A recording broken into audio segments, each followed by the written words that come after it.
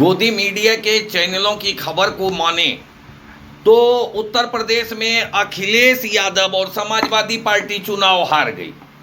जी हाँ, आप देखिए गोदी मीडिया के हाइडिंग को, उनके खबरों को, उनके खबरों में क्या है निचोड़ को।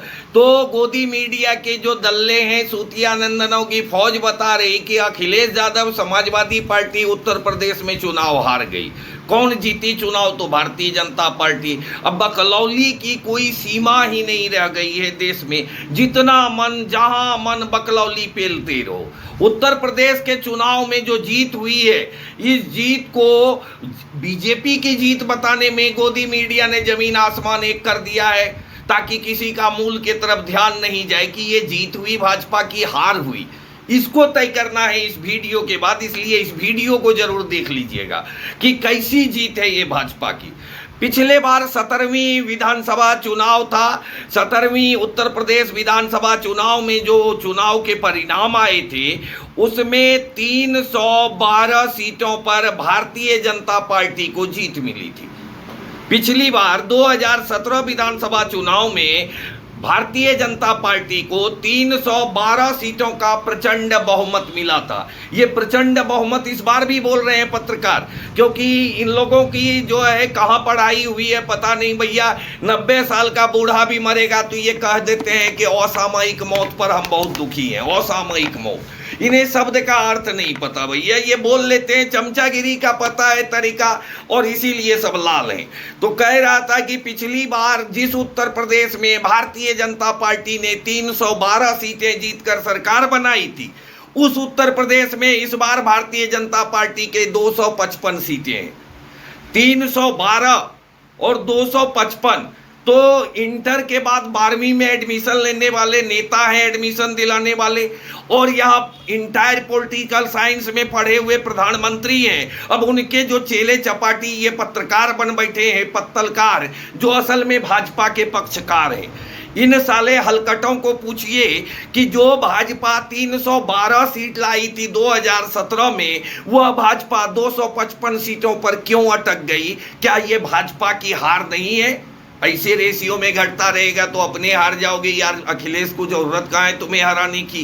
तो एक बात कि भाजपा हारी है, भाजपा डिक्रीज की है, भाजपा ने इंक्रीज नहीं किया है। ये बहुत बड़ी बात है कि आप कह रहे हो कि हमारी जनप्रिय नीतियां, जनता एकदम जय जयकार कर रही है, प्रधानमंत्री गृह मंत्री डोर डोर पर्चा बांट रहे हैं, लोगों के तलवे चाट रहे हैं, मालिक हाकिम कोई झुनझुना बजा रहा है, कोई घंटा और कोई डमरू बजा रहा है, सब नचनिया बने हुए हैं। तब भाजपा को 255 45 सीटें और 57 सीटों का नुकसान है।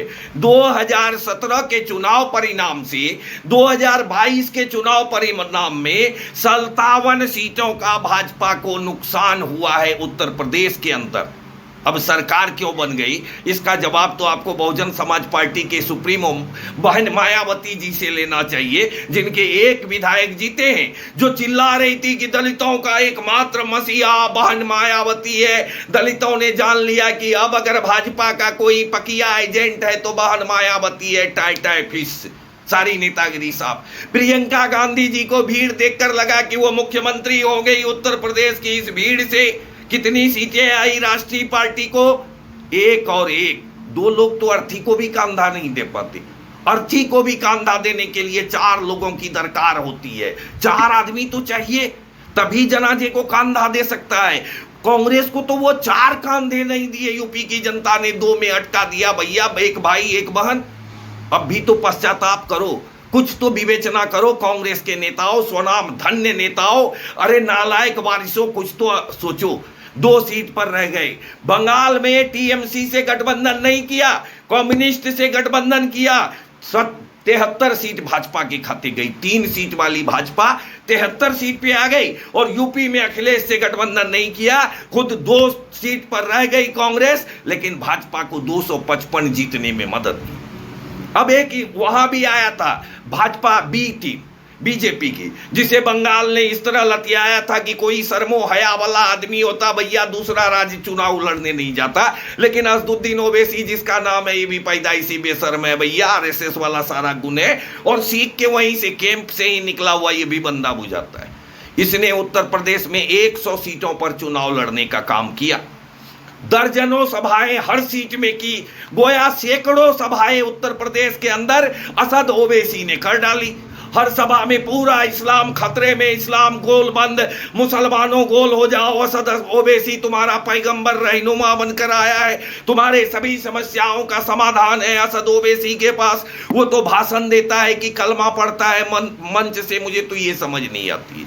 इतना बार वो अल्लाह को लाता है भाषण के बीच में कि तभी नालायक समझ आ जाता है। ये जय श्री राम करके वोट मांगता है, वो अल्लाह अकबर बोल के वोट मांगता है तो पूरे के पूरे दोनों नालायक और एकदम सौतेले, सगे सौतेले भाई।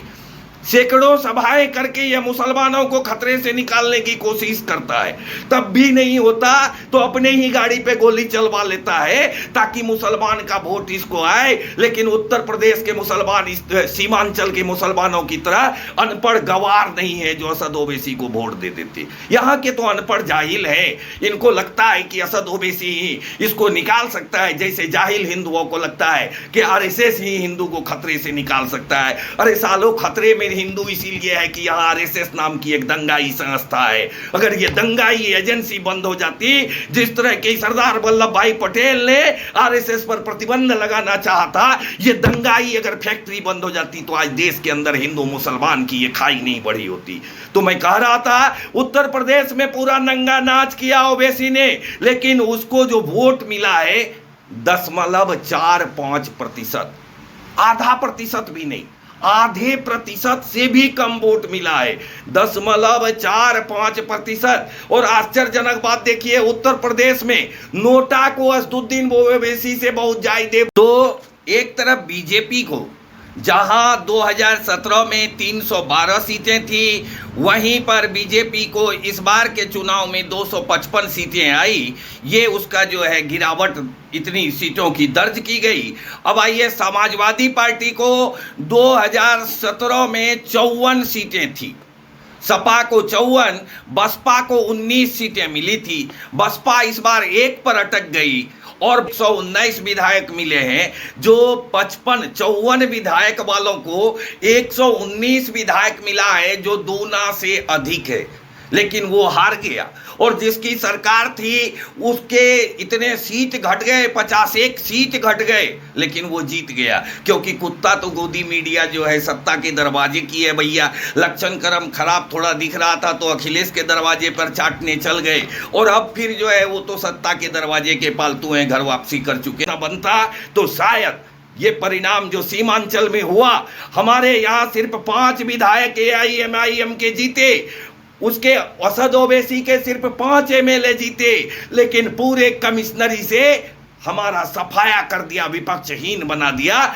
5 MLA असद ओवैसी के जीते, और उस 5 विधानसभा में असद ओवैसी ने ऐसे भाषण दिए, इतना कट्टरवाद परोसा कि अगल बगल के सभी विधानसभा के हिंदू गोल हो गए, और राजद कांग्रेस को छोड़कर सीधा भाजपा में पोल कर गए कि ये तो पूरा पाकिस्तान बना देगा। अब कितने लोग को समझाइएगा कि असद ओवैसी उसका एजेंट है। यार, पूरे देश में एकमात्र मुसलमान नेता है जिस पर एक भी मुकदमा नहीं है, वो असद ओवैसी है। आजम खान जेल में एड़ियां रगड़ रहा, मुख्तार वो अंसारी जेल में एड़ियां रगड़ रहा, सैयद साहबुद्दीन की जेल में मौत हो गई, बाहर नहीं आया, लेकिन असद ओवैसी पर पूरे देश में कहीं एक मुकदमा नहीं हुआ। अब भी वक्त है, पहचानो ये रहनुमा के भेष में आए हुए लोग, ये भेड़ के खाल में छिपे हुए भेड़िए हैं। अगर अब भी नहीं जगे, अब भी नहीं पहचाने, तो जगने के बाद आपके लिए शेष कुछ नहीं रहेगा। आप सबों को प्रणाम, नमस्कार, सलाम, आदाब, सत श्री अकाल कहता हूं। बहन प्रियंका जी को भी बधाई मिलनी चाहिए भाजपा के जीत की, और बहन मायावती जी को भी बधाई मिलनी चाहिए।